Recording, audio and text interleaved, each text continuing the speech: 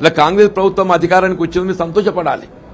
కానీ దురదృష్టం ఏంటంటే ఇలా రాష్ట్రంలో కాంగ్రెస్ ప్రభుత్వం ఏర్పడడంతోనే మానసికంగా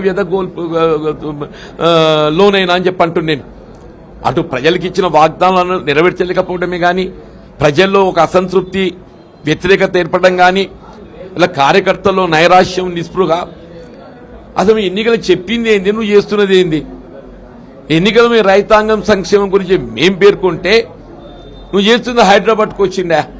నీ హైదరాబాద్ నువ్వు ఎన్నికల ప్రణాళికలు పేర్కొన్నావా? నువ్వు వీళ్ళు మ్యూజిక్ ప్రక్షాళన, ప్రక్షాళన చేద్దాం, ఈయన సుందరీకరణ అని చెప్పంటాడు. ఎందుకు? ఆయన రియల్ ఎస్టేట్ వ్యాపారాలకు తోడ్పడాలి.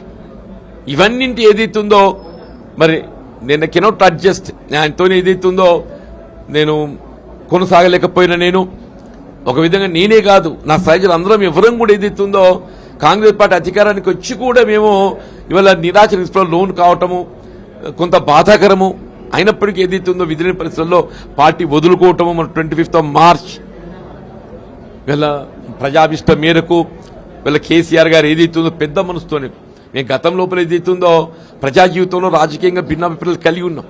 అయినప్పటికీ ఏదైతుందో నేను ఎదుర్కొంటున్నటువంటి యొక్క ఈ సంఘర్షణలో, నేను ఎదుర్కొంటున్నట్టు ఈ మానసిక సంఘర్షణలో ఏదైతుందో నాకు తోడు నిలవాలనే ఒక భావనతో ఏదైతుందో పెద్ద మనసు చేసుకొని నన్ను హక్కును చేర్చుకోవటం నిజంగా నేను KCR is grateful, I'm thankful to him. ఆయన నాయకత్వంలో నా శేష జీవితం ప్రజా జీవితం గడపాలని చెప్పి నిర్ణయం తీసుకొని ఈరోజు ఏదైతుందో బీఆర్ఎస్ పార్టీలో చేరబోతున్నాం.